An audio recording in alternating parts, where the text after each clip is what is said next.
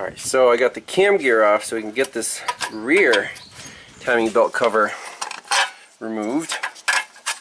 And this roller, you need a special puller to pull it off. Because Audi, that's why. Yes. So let me try to shimmy this out of here. Perfect. There's the engine block. Cast iron unit. And I think you can see where the water pump was leaking around the perimeter. So it's just an O-ring and this thing pivots. That's crazy. So this thing, we need a puller because it's pressed into the oil filter, oil pump housing. This is the bolt. I loosened that up. You'd think it would just pop out, but no, it's like pressed in there.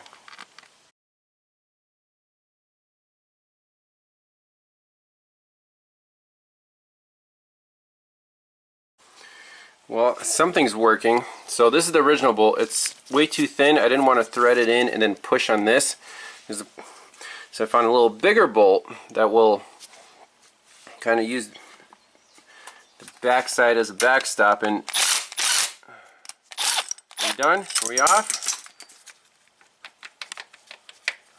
Well, now I guess that bolt's a little stuck because I rammed it in there.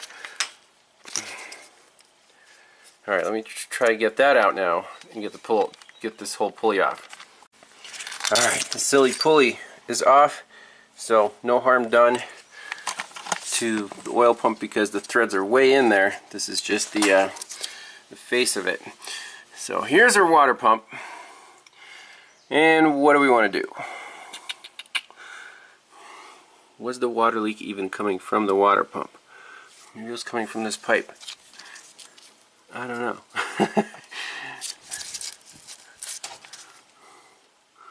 Wow. Where's that? Is that a coolant pipe going to the turbo? Maybe. There's the oil. Should be the oil return or the oil feed. And then the oil return should be from the bottom. One of these is a coolant pipe. That's probably the coolant pipe. So, anyways,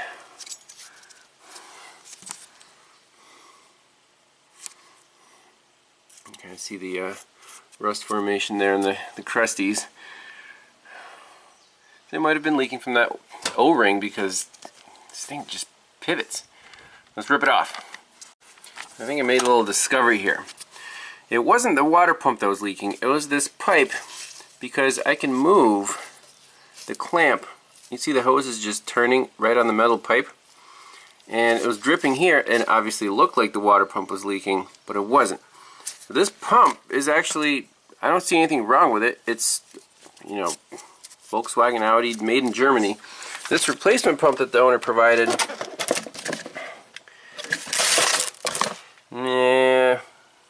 made in Italy, and it has no markings on it whatsoever. It looks like a much cheaper casting. Maybe we can just get the O-ring off of here, replace the O-ring. I really don't want to replace the water pump if it's not original. This one feels like perfect. We just fix this little clamp, put everything back together. I'll talk to the customer, see what he wants to do. Alright, here we go. Let's take it off, see what that O-ring looks like. Whoa, holy crap. Need more buckets.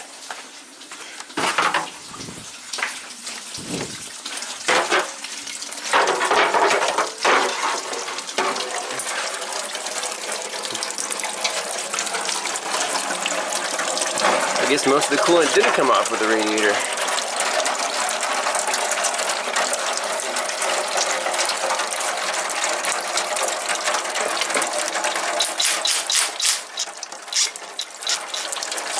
Holy waterfall.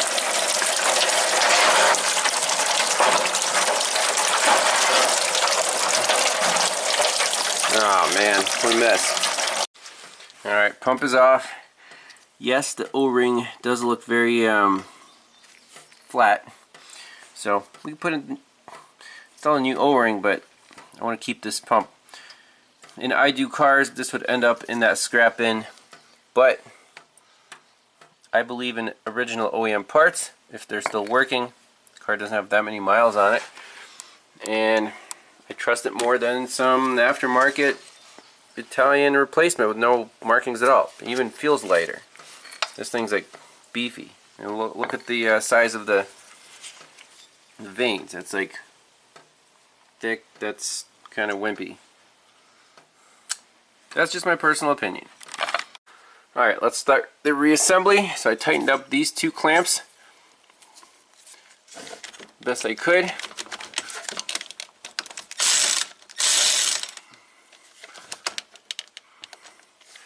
So we won't have any more drips here, and we'll put a new O-ring on the pump.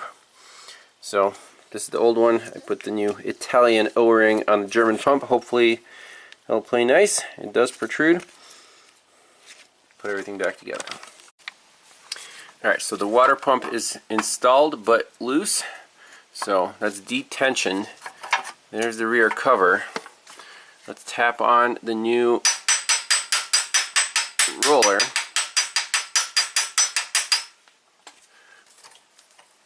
Okay, with the original bolt.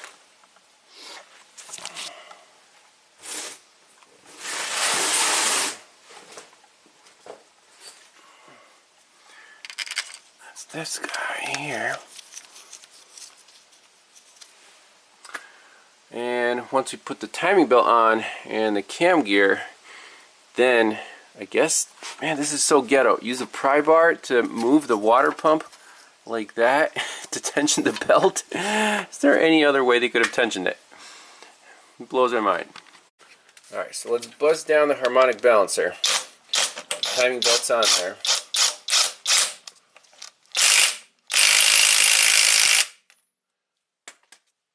And cam gear's on. That's aligned. So basically, we want to put all the slack towards the water pump. So we can do that, yep. And then move the water pump to take up the slack. There it is. So let me do that and just tighten it down, and we'll be basically done. I have a feeling I'm forgetting something, but you know, this cover just slides in. We've got two little bolts there, no problem. That's tight. We're going to tighten that down once the water pump's in place. This is torqued down, that's torqued down. I think it should be okay. Alright, so reading the instructions, adjust drive belt tension by turning coolant pump counterclockwise. Drive belt tension correctly when belt can be twisted 90 degrees with thumb and index finger midway between camshaft and coolant pump, like that. And then that's it. Let's see if we got the adjustment right. Alright, so here's between the thumb and index finger between water pump and camshaft, and yeah, that's about 90 degrees.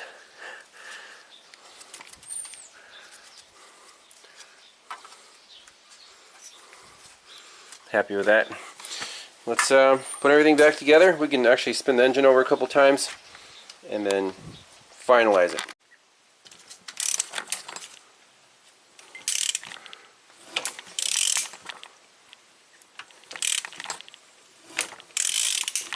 Everything looks pretty good.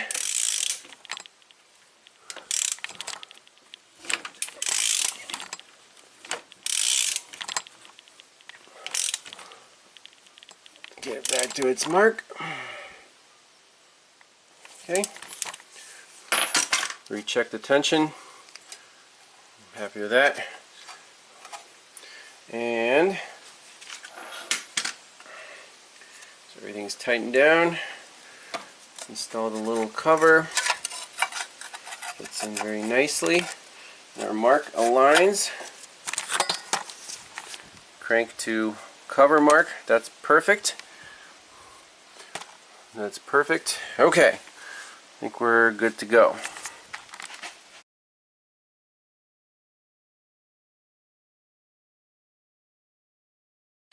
So next, the customer wants to fix this. You got a new compressor, new accumulator or receiver dryer, new condenser, and this system is R12. We're going to convert it to R134A. Chances of this working, I'm going to give it 50-50. It's a big investment for the customer, and I told him I can install the parts, fill it with oil, charge it with Freon, and you know, it's a can of worms. But if the customer wants it to try it out, let's install the new parts. Here's the replacement compressor. There's more parts in the trunk. Also the orifice tube, which lives right here. So basically refresh all the components, charge it up, see if it works. So I removed the high pressure hose that goes from the compressor to this. It's called a muffler. So that's, I don't think that's the dryer because that's over here for the accumulator. This thing is just to make the system quieter. At least that's what it said in the manual. So the refrigerant comes in here. I'm looking for any debris. Since the old compressor seized up, do we have any crap in the system? So it looks pretty clean. The hose looks clean. So for now, if this isn't leaking, the condenser, I'm going to leave it alone. And yeah, we'll just replace the compressor and the accumulator and the orifice tube. And then charge this whole thing up with PAG oil. The compressor already has, according to the sticker, 3 ounces of PAG oil in it. And the instruction safe has a pink sticker. It's already charged with oil, so that's good. We'll just add oil to the new accumulator, and then we'll have to figure out how to charge this thing. Because the ports, you know, the high pressure port here, that's not an R134 port. It's an R12 port. So I might have to get some adapters. And this thing is, here it is, R12, refrigerant under high pressure. It's a Denso unit made in Japan. So even the Germans are like, hey, Japanese air conditioning units are more reliable. Well, maybe not this one because it supposedly grenaded prematurely. That's ridiculous. I've never seen a clutch do that before. It conformed to the shaft of the compressor. But we have to transfer all this stuff to the new compressor. See, there's 4 ports plus the mounting, the big mounting bracket. I'll transfer all that over and install it. So I'm unscrewing all these top bolts. Little earthquake couldn't do it. Milwaukee couldn't do it. But the REVVSTARK 1/2 inch with an adapter, no problem. Amazing. So, okay, so this is the whatever manifold assembly. Got all your O-rings on there. And then we'll have to take off the tire bracket assembly here. These bolts look a little angry. Alright, see if we can get these suckers undone.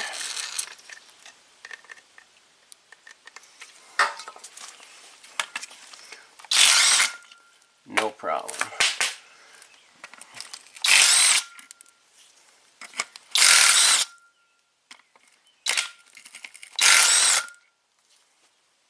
Sweet. Got some washers. And that bolt was even friendly. That's amazing.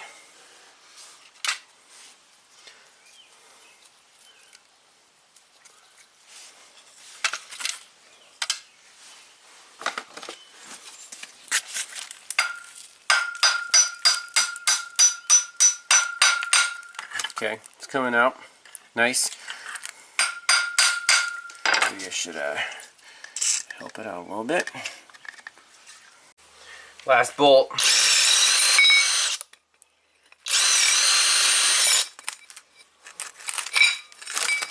So we'll have to clean up the end threads there. I did smash it pretty good, but I think it'll be okay. Well, hit another roadblock. Of course, orifice tube goes in like this. You see there's a little crimp right here on the pipe where this lip butts up against it. I can grab onto it, I cannot get it out. It is completely stuck in there. You twist it and pull it. I don't want to break it, because if half of it gets stuck in there, then we're really screwed. I checked that there is flow through the orifice tube.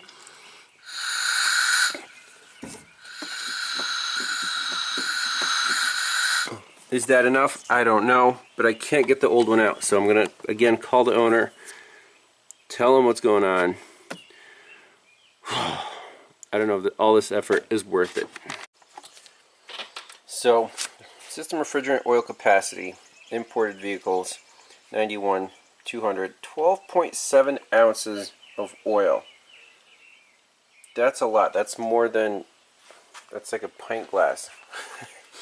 So this is my Haynes Automotive Heating and Air Conditioning book. It's fantastic, and it even goes through retrofitting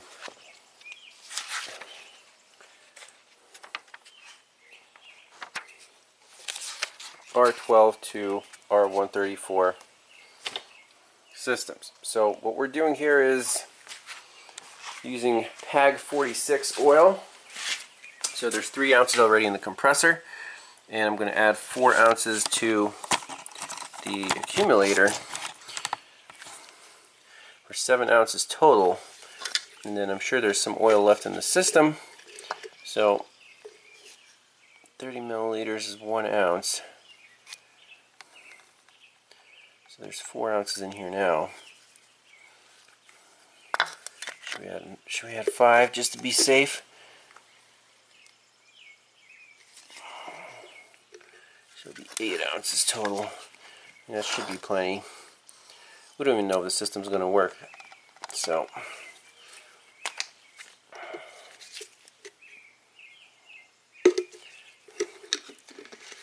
place your bets now. And then this comes, the new accumulator comes with 2 ports, while the original does not. So we're actually going to use this. I put an adapter on here to adapt the low side of my gauges, and this is how we're going to evacuate and charge the system, just through the single port right here. So there's another port right there. We're not going to use that. So let's reconnect everything. We're going to keep the original orifice tube in there, so I can't get it out. I don't want to break it. Doing the best we can. Alright, let's finish up dressing this new compressor. So I soldered on the correct terminal. Now let's pop out these plugs.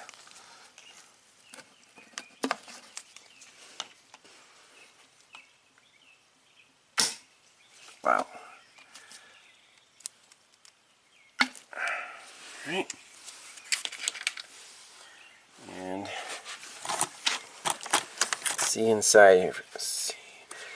So there's a swash plate. You can see it turning.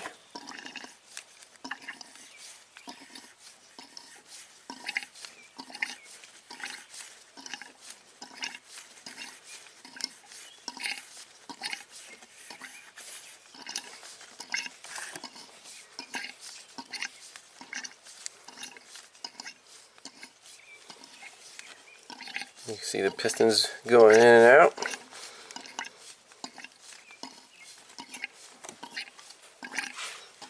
So it says turn it 10 times to distribute the oil, and then we'll put on the manifold with new O-rings.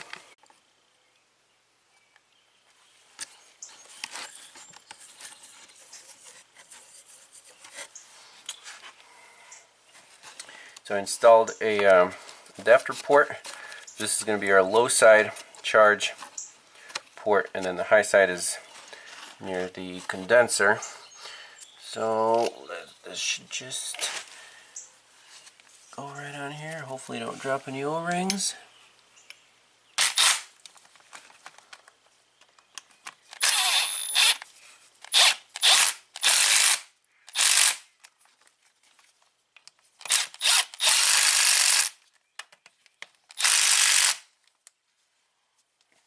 Excellent. I'm just going to install this baby on the car and put a new belt on it. Cross your fingers. Next morning, let's finish up this red beast. So last night I pulled a vacuum on the system and it held for a while, but overnight it did not hold vacuum. So there still might be leaks. We're going to put some R134 in there and sniff around with the tester. Coolant is full. Looks like the system bled itself out. So what I want to do now is just run the engine and clean out that groove with a big file, so it won't shred the new belt. And then we can pull the vacuum in the system again.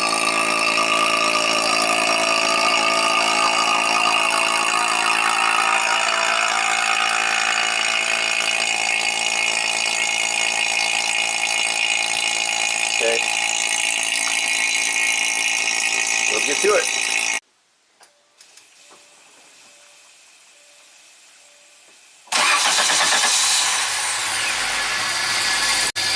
So keep in mind it's running without the intercooler, that's why it's running a little rough.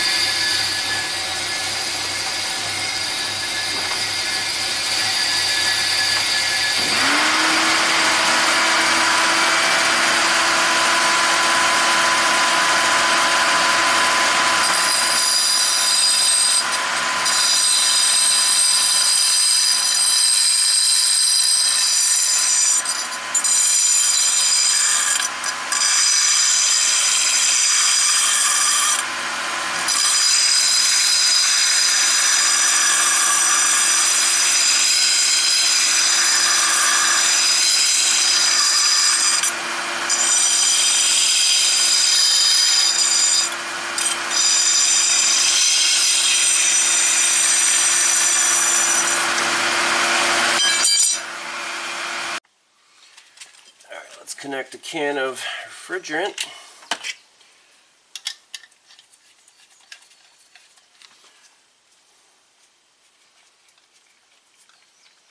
The system's fully vacuumed down. You can see right there in full vacuum. And so you want to purge the line. And we'll start filling the system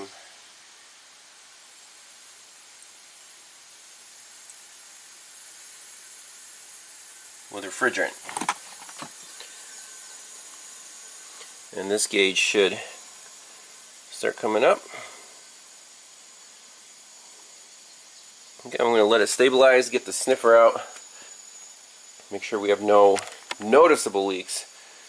Then we'll actually put the belt on and run it, see what happens.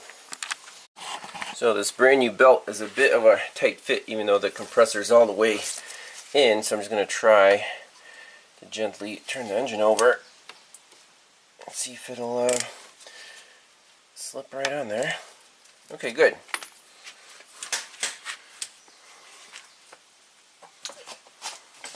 Now we use our fancy tensioning bolt or nut to move the compressor out like so. And then we just need to tighten that down. It actually looks pretty good. Alright, so let's check some connections. I'm using the TIFF XP1A sniffer. So that seems to be good. Oh no. Definitely a leak at this seal right here. Unfortunate. Let's go down towards the compressor.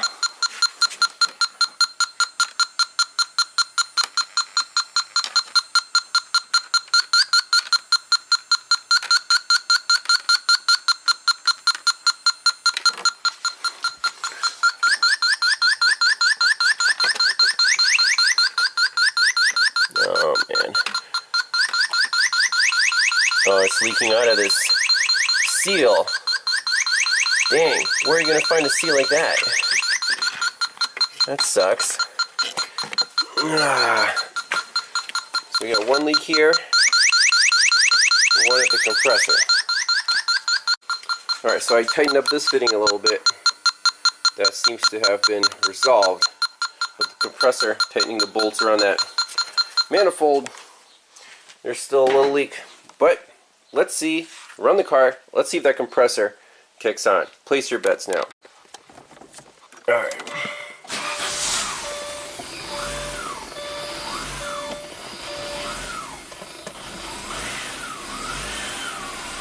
It's really not happy without that turbocharge intercooler. Might have to install that.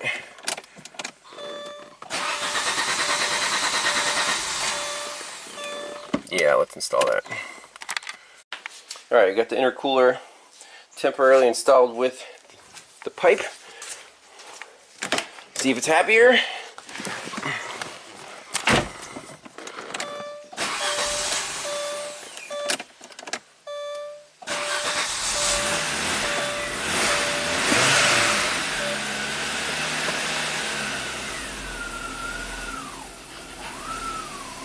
Okay, much better. Now, automatic.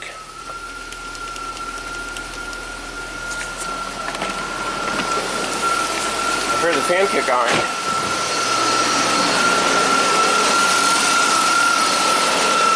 But our compressor, as expected, is not engaging.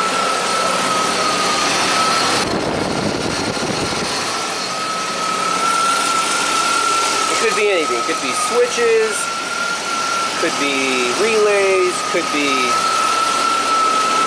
a lot of things.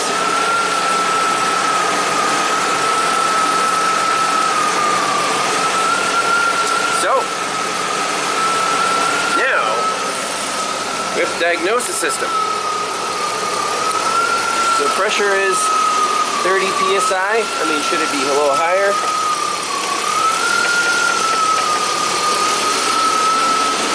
We can manually energize the compressor temporarily, see if it starts cooling. Go from there. Alright, time for some diagnostics. Let's see why this compressor is not kicking on. So, I have a jumper just tied into the compressor control wire. It's coming here. Let's first check if we have continuity.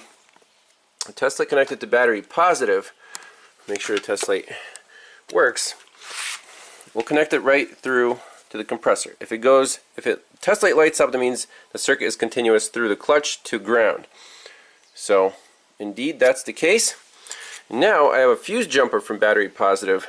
Let's connect the clutch directly to battery positive and see if it clicks on. Yes, I heard the click, and you can see on the amp meter about 3 amps. It's normal. You can even see it move.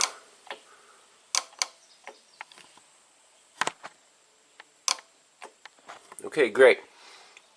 What we could do now is run the car, switch the compressor on, see what happens with the pressures, see if it starts cooling, and then diagnose the control side issue, why the car is not kicking the compressor on. Alright, here we go. We're at 45 psi in the system. Let's just connect the clutch. There we go. Spinning. Something's definitely happening. We'll charge the system up, at least use up this pan.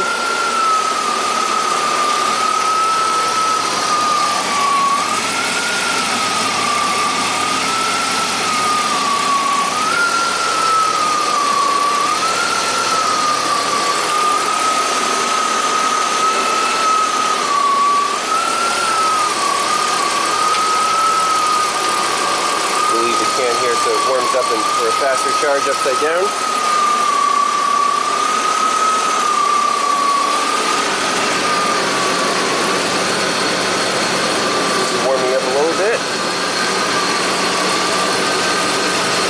System and the pressure's up.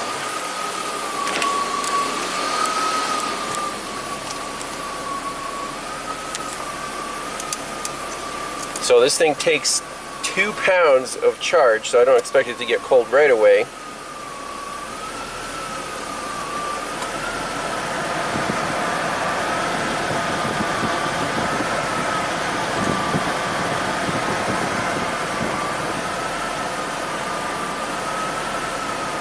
Well, we'll see what happens. So I unhooked the bypass and check it out. It's working. It kicked in all on its own. And kicks in, kicks out. Perfect. That's awesome. Makes my job a lot easier. So I used up the first can. Let's close this off. Put in some more refrigerant. Alright, we're putting the second can of refrigerant in. We'll let the car suck it down.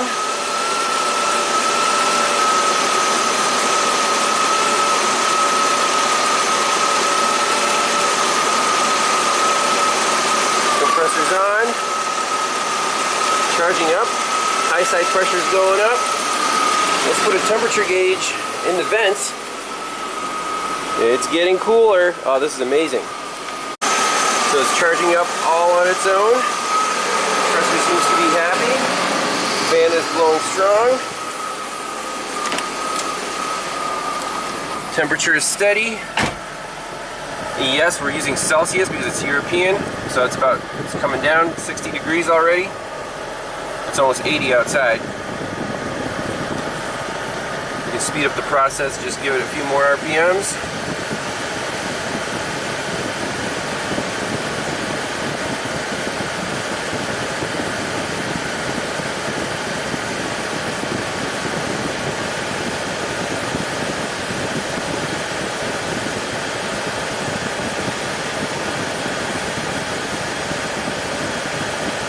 This is a miracle.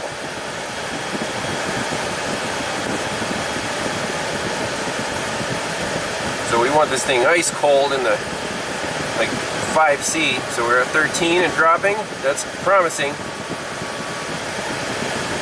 And he takes 3 cans. Okay, we're doing great here. We're down to 10C. That's 50 degrees Fahrenheit at idle. And I just started putting in the 3rd can. I guess they didn't mess around with these AC systems back then, huh? Alright, so I think that's its favorite temperature there, like 47 degrees or something, because the compressor started kicking off.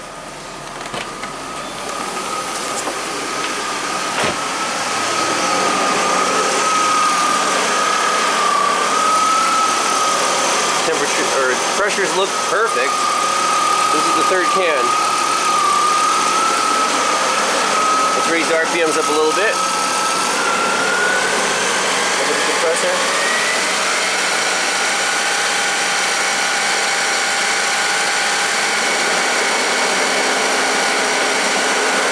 Cooling fan comes on high speed.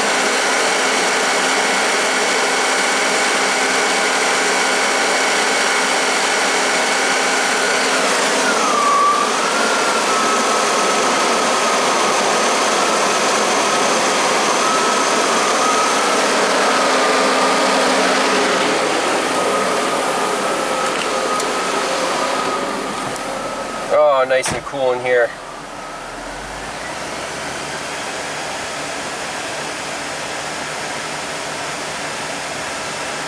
So I think we're done with this Audi. Oh look, we're going even lower. Woohoo!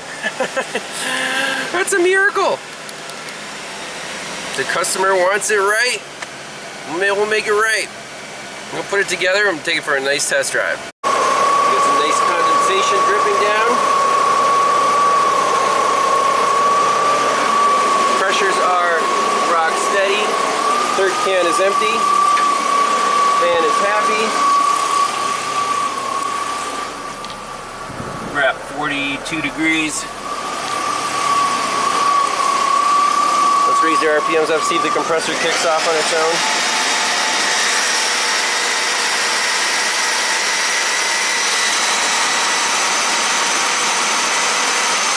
There you go. Kicks on. That's it. We're done. We're absolutely done. So let's undo this valve. You want to purge the line and suck it back to the low side. So the can is closed, this is empty. So this is open. Now you open this slowly, and the high line will get purged into the low line. See a little liquid in there.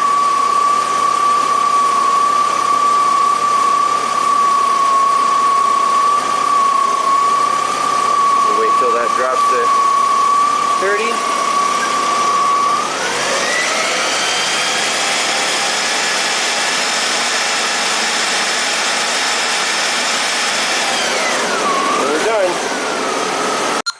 Alright, let's do a final leak check.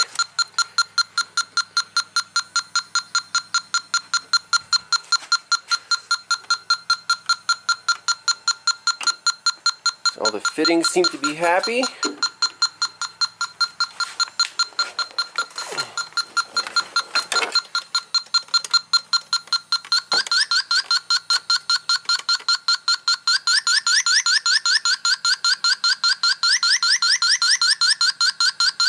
There might be something there, and there's something right here.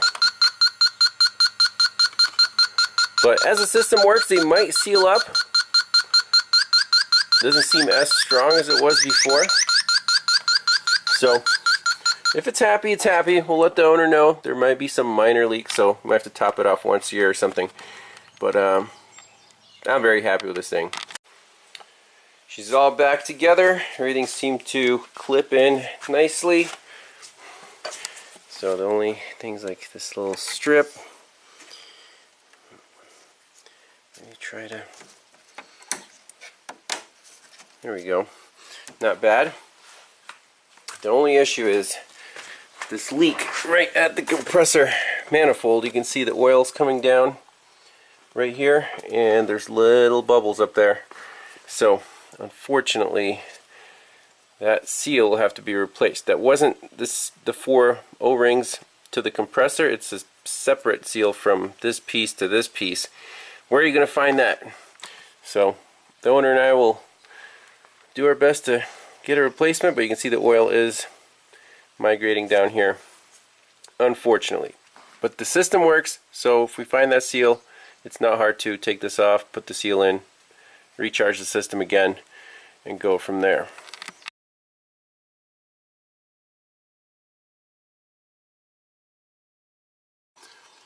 Well, eBay to the rescue for the compressor manifold gasket. Look at that, Denso 10P17C.